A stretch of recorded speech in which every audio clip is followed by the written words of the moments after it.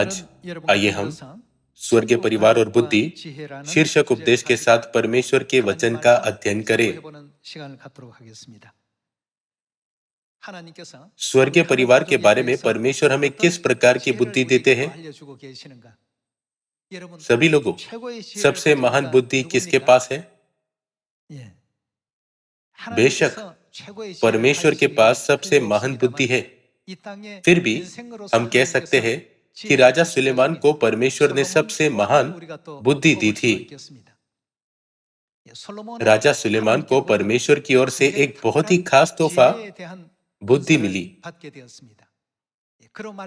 परिणाम स्वरूप वह बल प्रयोग या जबरदस्ती पर निर्भर नहीं था। वह एक बुद्धिमान राजा था जिसने अपनी प्रजा पर बुद्धि से शासन किया। सबोपदेशक की पुस्तक में उसने उस बुद्धि के बारे में समझाया जो मानव जाति के पास होनी चाहिए। क्या आपको याद है कि यह क्या है? सुलेमान ने बुद्धि प्राप्त करने के लिए कई अलग अलग चीजों की कोशिश की।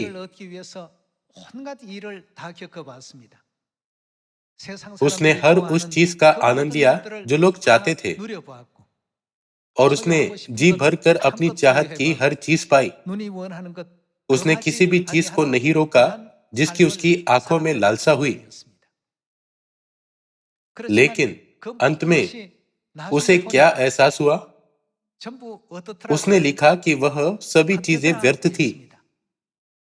आइए हम सबोपदेशक की पुस्तक अध्याय 1 पर एक नजर डालें। सबोपदेशक अध्याय 1 आयत 2। उपदेशक का यह वचन है, व्यर्थ ही व्यर्थ, व्यर्थ ही व्यर्थ, सब कुछ व्यर्थ है। क्या बाइबल में कुछ उज्जवल और आशा भरा लिखा नहीं होना चाहिए? सुलेमान ने नकारात्मक अभिव्यक्ति व्यर्थ शब्द का उपयोग क्यों किया? सभी लोगों, मान लीजिए कि हम परमेश्वर से नहीं मिले हैं या हमें पापों की क्षमा नहीं मिली है, तो वह किस तरह का जीवन होगा? उद्धार के बिना जीवन व्यर्थ है। सुलेमान ने यही बताया।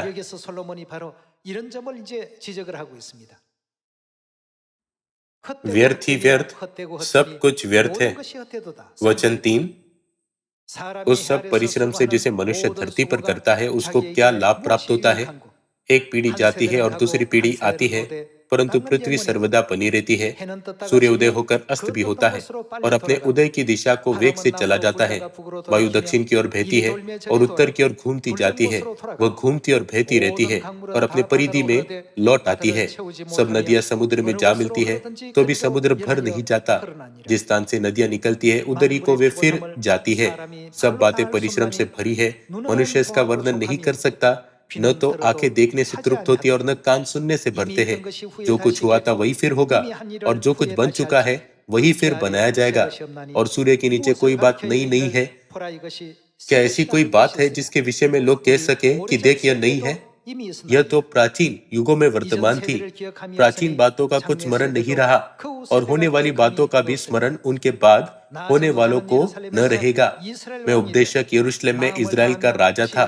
मैंने अपना मन लगाया कि जो कुछ सूर्य के नीचे किया जाता है उसका भेद बुद्धि से सोच सोच कर मालूम करूं। यह बड़े दुख का काम है जो परमेश्वर ने मनुष्य के लिए ठहराया है कि वे उसमें लगे। मैंने उन सब कामों को देखा जो सूर्य के नीचे किए जाते हैं। देखो, वे सब व्यर्थ और मानव वायु को पकड़ना है। जो टेढ़ा है वह सीधा नहीं हो सकता और जो है ही नहीं वह गिना नहीं जा सकता। मैंने मन में कहा, देख, जितने यरूशलेम में मुझसे पहले थे उन सबों से मैंने बहुत अधिक बुद्धि प्राप्त की है और मुझको बहुत बुद्धि और ज्ञान मिल गया है। मैंने अपना मन लगाया कि बुद्धि का भेद लूं और बावलेपन और मूर्खता को भी जान लूं। मुझे जान पड़ा कि यह भी वायु को पकड़ना है, क्योंकि बहुत बुद्धि के साथ बहुत खेद भी होता है, और जो अपना ज्ञान बढ़ाता है वो अपना दुख भी बढ़ाता है। सुबोपदेशक अध्याय 1 से 12 तक उसने मानव जीवन के बारे में बात की। उसका निष्कर्ष क्या था? लोग व्यर्थ की बातों के लिए लालची होते हैं। एक दूसरे से लड़ते हैं और अपने फायदे के लिए दूसरों को नुकसान पहुंचाते हैं, लेकिन अंत में हवा का पीछा करने की तरह सब कुछ व्यर्थ है।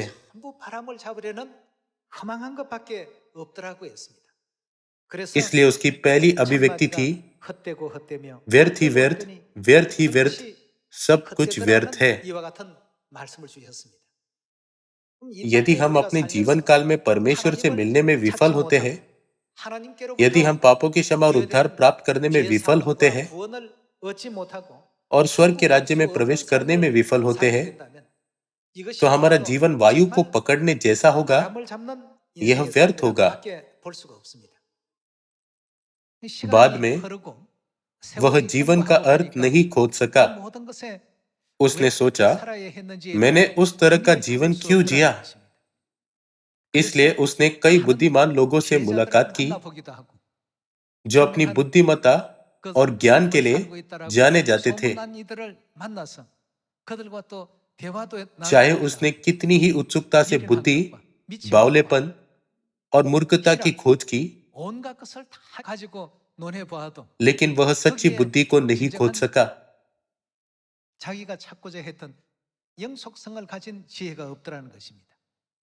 तो मामले का निष्कर्ष क्या था? परमेश्वर का भय मानना और हमें क्या करना चाहिए? उनकी आज्ञाओं का पालन करना।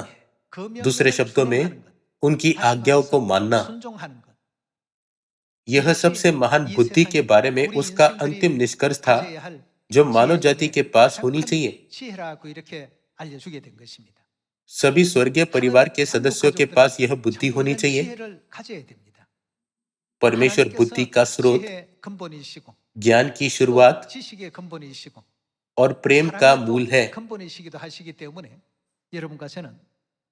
इसलिए आज हमारे आत्मिक परिवार के सदस्यों के बारे में सोचते हुए, आइए हम समझे कि परमेश्वर हमें यह बुद्धि क्यों देना चाहते हैं।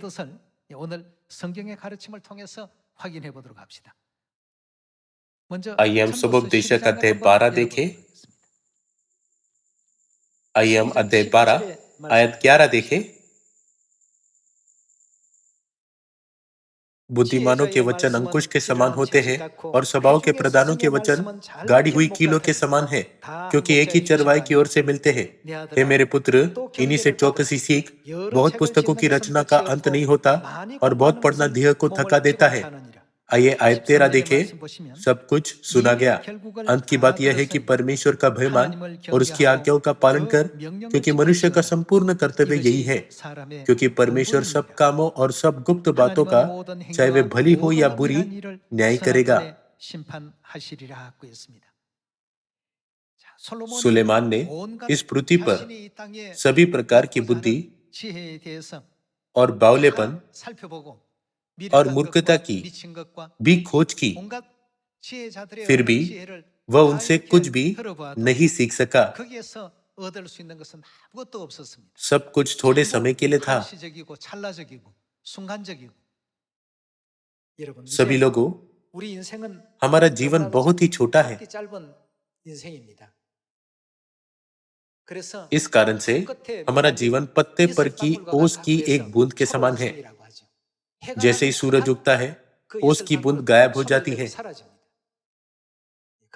इसी कारण हमारे जीवन को पत्ते पर की ओस की बूंद के रूप में वर्णित किया गया है।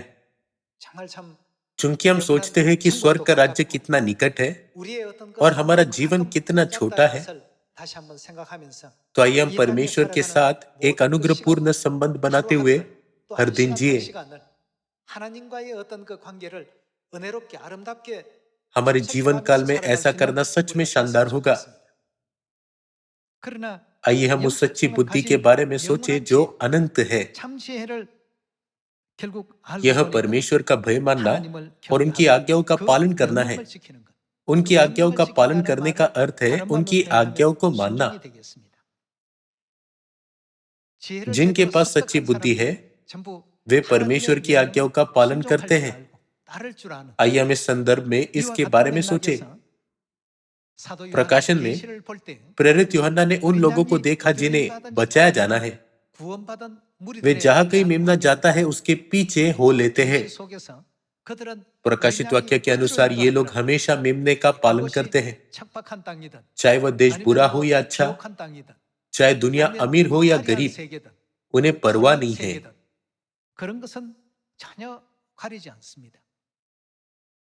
हम कह सकते हैं कि ऐसे लोगों के पास सच्ची बुद्धि होती है। परमेश्वर चाहते हैं कि स्वर्गीय परिवार के सदस्यों के पास बुद्धि हो। तब हम बुद्धिमान स्वर्गीय संतान कैसे बन सकते हैं? जो संतान परमेश्वर का भय मानते हैं और उनकी आज्ञाओं का पालन करते हैं, वे वास्तव में स्वर्ग के राज्य में धन्य होंगे, है ना? आइए हम व्यवस्था विवरण अध्याय 28 पर जाए। व्यवस्था विवरण अध्याय 28 आयत 1 में यह कहा गया है, यदि तू अपने परमेश्वर यहोवा की सब आज्ञाएं जो मैं आज तुझे सुनाता हूं चौकसी से पूरी करने को चित्त लगाकर उसकी सुने, तो वह तुझे पृथ्वी की सब जातियों में वह क्या करेंगे? जब आप ध्यान से परमेश्वर के वचन का पालन करते हैं तो वह तुझे पृथ्वी की सब जातियों में श्रेष्ठ करेगा। आयत 2, फिर अपने परमेश्वर यहोवा की सुनने के कारण हमें क्या करना चाहिए? हमें परमेश्वर का पालन करना चाहिए, क्योंकि परमेश्वर ने हमें आशीषें देने का वादा किया है, इसलिए वह हमें कभी नुकसान नहीं पहुंचाएंगे। यदि अपने परमेश्वर यहोवा की सुने तो ये सब आशीर्वाद तुझ पर पूरे होंगे। यह लिखा है कि स्थान, समय और परिस्थिति की परवाह किए बिना परमेश्वर हमें हमेशा यह आशीष देंगे। धन्य हो तू नगर में, धन्य हो तू खेत में, धन्य हो तेरी संतान और तेरी भूमि की उपज और गाय और भेड़ बकरी आदि पशुओं के बच्चे। धन्य हो तेरी टोकरी और तेरी कटोती। धन्य हो तू भीतर आते समय और धन्य हो तू बाहर जाते समय। आप हर परिस्थिति में धन्य होंगे, चाहे आप भीतर हो या बाहर हो। हमारे साथ ऐसा कब होगा? यह तब होगा जब हम परमेश्वर की सभी आज्ञाओं का पालन करेंगे। आज्ञाकारिता का जीवन इस पृथ्वी पर हमारे कम समय में सबसे खुशहाल जीवन जीने का रहस्य है। बाइबल हमें खुशी के इस रहस्य के बारे में सिखाती है। इस पृथ्वी पर का जीवन हमारा सब कुछ नहीं है। इस पृथ्वी पर सब कुछ एक प्रतिरूप और छाया है। भले राजा सुलेमान बुद्धि का राजा था, लेकिन उसने अधिक बुद्धि रखने की कोशिश की। उसने जांच की कि आनंद क्या है और यह भी कि बावलापन और मूर्खता क्या है। उसने मनुष्य की 7 भावनाओं और 5 अभिलाषाओं और जन्म, बुढ़ापा, बीमारी और मृत्यु की भी जांच की। उसने मधुमक्खियों, तितलियों और फूलों के बारे में भी सीखा।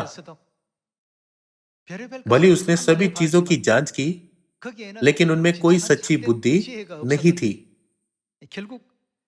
अंत में उसने निष्कर्ष निकाला कि सबसे महत्वपूर्ण बुद्धि परमेश्वर का भय मानना और उनकी आज्ञाओं का पालन करना है, जैसा कि सबोपदेशक अध्याय 12 आयत 13 में लिखा गया है।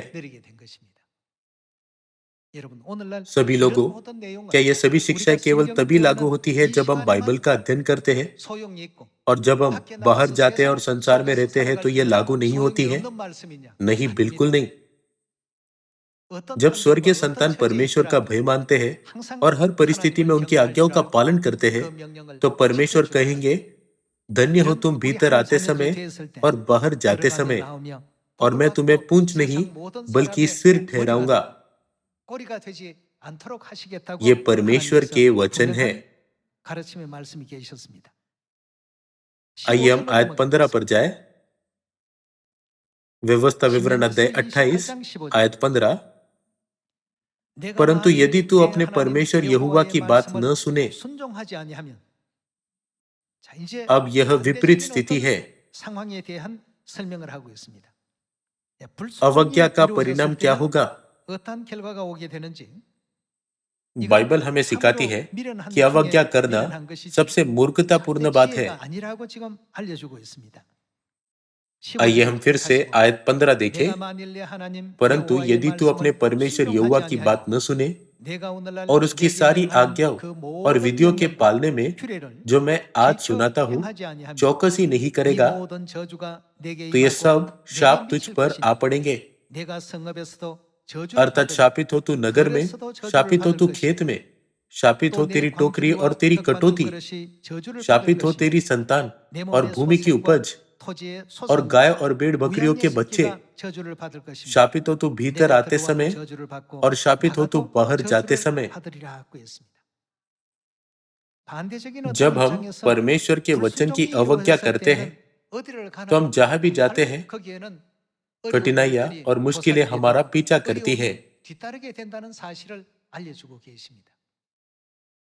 मुझे आशा है कि हमारे सियोन परिवार के सभी सदस्य परमेश्वर से बहुत अधिक आशीष प्राप्त करेंगे। हमें परमेश्वर में बने रहने और आशीषों को प्राप्त करने के लिए किस प्रकार की बुद्धि का अभ्यास करना चाहिए?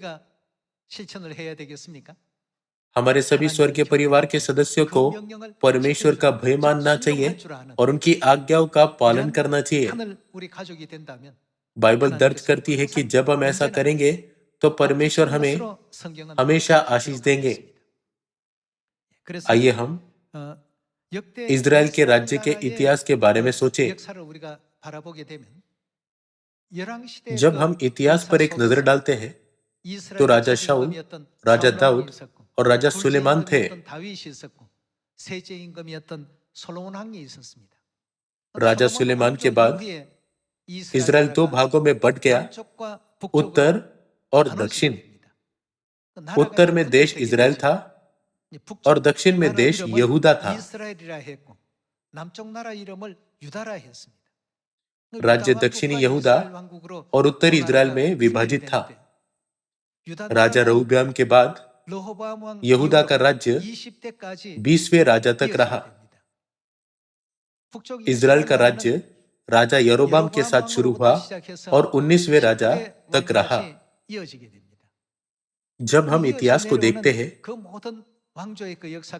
तो हम दक्षिणी यहूदा में कुछ अच्छे राजाओं को देख सकते हैं जिन्होंने कुछ हद तक परमेश्वर की व्यवस्थाओं का पालन किया।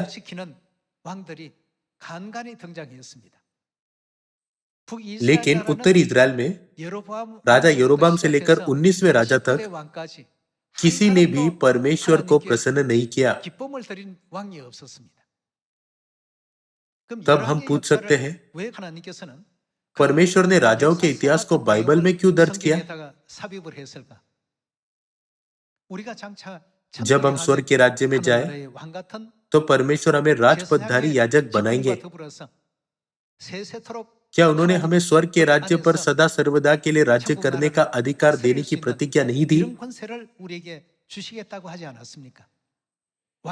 हमें राजाओं के इतिहास पर एक अच्छी नजर डालने की आवश्यकता है। तब उत्तरी इज़राइल ने परमेश्वर की इच्छा का पालन क्यों नहीं किया? ऐसा इसलिए था क्योंकि उनके पास परमेश्वर के वचन का पालन करने की बुद्धि नहीं थी। अपने देश पर शासन करने में वे अपने अधिकार और मानव शक्ति पर निर्भर रहे।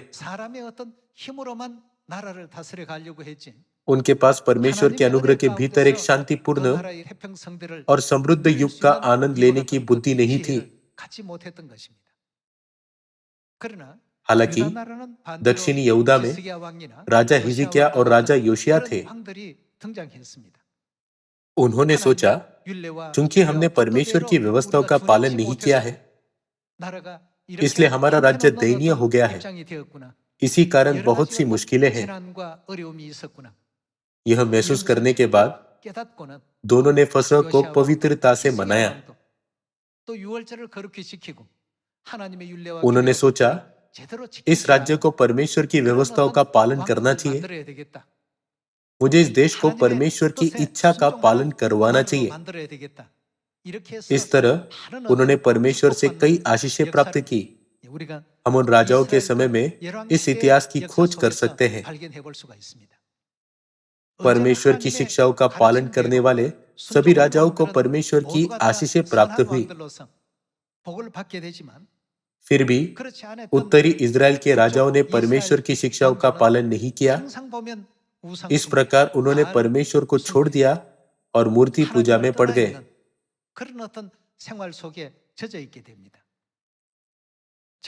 यदि हम हमेशा परमेश्वर में वास करते हैं, परमेश्वर की व्यवस्थाओं का पालन करते हैं और परमेश्वर की महिमा करते हुए परमेश्वर के वचन में रहते हैं, तो हमारा आत्मिक जीवन और साथ ही हमारा भौतिक जीवन अधिक समृद्ध होगा। क्या आपको ऐसा नहीं लगता? हमें उस बुद्धि से कभी नहीं फिरना चाहिए जो परमेश्वर ने हमें दी है। इसके बजाय हमें परमेश्वर की शिक्षाओं को मानना चाहिए और जहाँ कहीं वह हमारी अगुवाई करते हैं वहां उनका पालन करना चाहिए ताकि हम आशीषित हो सके। हमारे शारीरिक परिवार से जब हम अपने माता पिता की बातें सुनते हैं तो अच्छी चीजें होती है। आत्मिक परिवार के साथ भी ऐसा ही है। आत्मिक परिवार के बारे में सुलेमान ने कहा कि परमेश्वर की आज्ञाओं का पालन करना सबसे महान बुद्धि है जो मानव जाति के पास होनी चाहिए। उसने कहा, मनुष्य का संपूर्ण कर्तव्य यही है।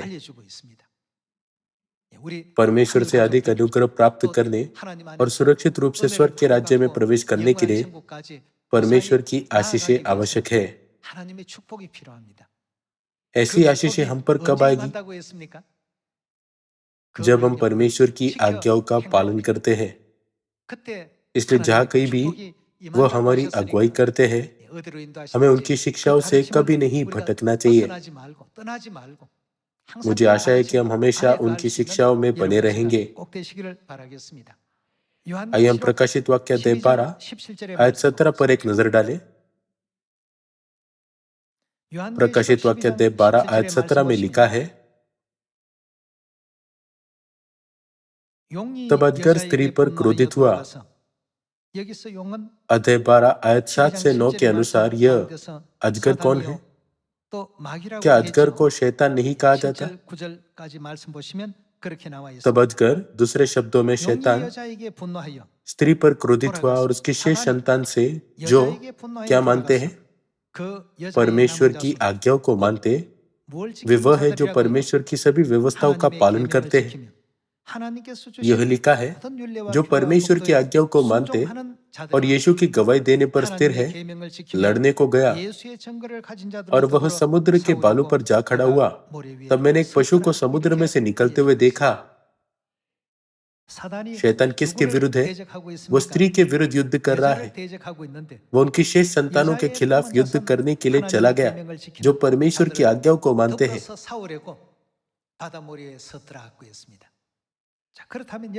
तब सभी लोगों, क्या परमेश्वर हमें नहीं दिखा रहे हैं कि कौन परमेश्वर की ओर खड़ा है और कौन शैतान की ओर? परमेश्वर के पक्ष में कौन खड़ा है? यह स्त्री की शेष संतान है। वे किसकी आज्ञा मानते हैं? वे परमेश्वर की आज्ञाओं का पालन करते हैं। जो परमेश्वर की आज्ञाओं का पालन करते हैं, वे शैतान के विरुद्ध लड़ते हैं और शैतान के विपरीत दिशा में खड़े होते हैं। दूसरे शब्दों में, वे परमेश्वर के पक्ष में हैं। वे कौन हैं? वे स्त्री की शेष संतान है जो परमेश्वर की आज्ञाओं को मानते हैं। इसलिए पृथ्वी पर अजगर के खिलाफ केवल वही लोग लड़ सकते हैं जो परमेश्वर की आज्ञाओं का पालन करते हैं। आइए हम पहला राजाओं अध्याय 2 आयत 1 के साथ जारी रखें। जब दाऊद के मरने का समय निकट आया, तब उसने अपने पुत्र सुलेमान से कहा, मैं संसार की रीति पर कुछ करने वाला हूं, इसलिए तू हियाव बांधकर पुरुषार्थ दिखा और जो कुछ तेरे परमेश्वर यहोवा ने तुझे सौंपा है उसकी रक्षा करके उसके मार्गों पर चला करना। और वह उसे क्या करने के लिए कह रहे हैं? जैसा मूसा की व्यवस्था में लिखा है, वैसा ही उसकी विधियों तथा आज्ञाओं और नियमों और चितौनियों का पालन करते रहना। दाऊद ने अपने पुत्र सुलेमान से कहा, परमेश्वर की आज्ञाओं को मानना सबसे अच्छी बात है। तुम्हें उनकी आज्ञाओं का पालन करना चाहिए, जिससे जो कुछ तू करे और जहां कहीं तू जाए वह क्या होए, उसमें तू सफल होए।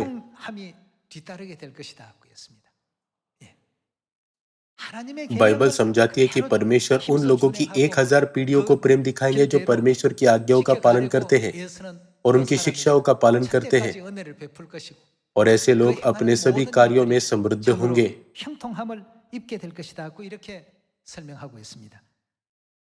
आइए हम नीति वचन की पुस्तक अध्याय 19 के साथ जारी रखें। नीति वचन अध्याय 19 आयत 16। जो आज्ञा को मानता वह क्या करता है? अपने प्राण की रक्षा करता है। ऐसा व्यक्ति अपनी आत्मा की रक्षा करना जानता है। जब उसकी आत्मा शैतान की शक्ति के अधीन थी तो उसका नरक जाना तय था, लेकिन परमेश्वर की आज्ञाओं को मानने के बाद आत्मा शैतान की शक्ति से बाहर निकल सकती है और परमेश्वर के पास लौट सकती है। इसीलिए आयत 16 में यह लिखा गया है, जो आज्ञा को मानता वह अपने प्राण की रक्षा करता है, परंतु जो अपने चाल चलन के विषय में निश्चिंत रहता है वह मर जाता है। वे परमेश्वर की आज्ञाओं का उल्लंघन करते और कुकर्म करते हैं। वे सबत के बजाय रविवार और फसह के बजाय क्रिसमस मनाते हैं। वे पिता, पुत्र और पवित्र आत्मा के नाम से बपतिस्मा करने के बजाय अपने स्वयं की रीति का बपतिस्मा करते हैं।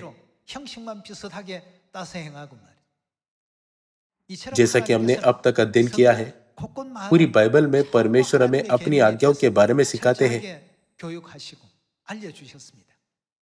परमेश्वर आज्ञाओं पर जोर क्यों देते हैं? ऐसा इसलिए है क्योंकि उनकी आज्ञाओं के बिना हम कभी भी स्वर्ग के राज्य का मार्ग नहीं जान पाएंगे। चूंकि हम एक एक करके उनकी आज्ञाओं का पालन कर रहे हैं, तो हम कहां पहुंचेंगे? परमेश्वर ने आज्ञाएं बनाई ताकि हम स्वर्ग के राज्य में पहुंच सके। हमारे सभी स्वर्गीय परिवार के सदस्यों को परमेश्वर की आज्ञाओं का पालन करना चाहिए और उनके वचनों को मानना चाहिए। केवल तभी हम परमेश्वर की संतान बन सकते हैं जिनके पास सबसे महान बुद्धि है। मुझे आशा है कि हम सभी परमेश्वर की आज्ञाओं का पालन करेंगे और उनके वचनों को मानेंगे। चूंकि हम पिता परमेश्वर और माता परमेश्वर की संतान हैं, इसलिए आइए हम विश्वास पूर्वक सुसमाचार के मार्ग पर चले, तब हम स्वर्ग के राज्य में धन्य होंगे। क्या यह सच नहीं है? परमेश्वर पूरे ब्रह्मांड को चलाते हैं। पूरे ब्रह्मांड में यह ग्रह पृथ्वी इतनी छोटी है कि परमेश्वर को इस पर ध्यान देने की कोई आवश्यकता नहीं है, लेकिन हमें बचाने के लिए परमेश्वर इसकी देखभाल करते हैं। वह हमें उद्धार देने के लिए हर संभव प्रयास करते हैं। वह हमें परमेश्वर के राज्य में अनंत आशीष और खुशी की अनुमति देते हैं और स्वर्ग के राज्य पर राज्य करने का अधिकार भी देते हैं। क्या यह सच नहीं है? मुझे आशा है कि कोई भी विश्वास के इस मार्ग को नहीं खोएगा। हमें कौन बनना चाहिए? वे जो इस पृथ्वी की क्षणिक वस्तुओं के लिए जीते हैं या वे जो अनंत वस्तुओं के लिए जीते हैं? आ जाइए हम इसे अपने हृदयों में अंकित करें ताकि हम स्वर्ग के राज्य की ओर और अनंत काल की ओर यत्न से दौड़ सके। इसके द्वारा मैं इस उपदेश को समाप्त करना चाहूंगा। आपका बहुत बहुत धन्यवाद।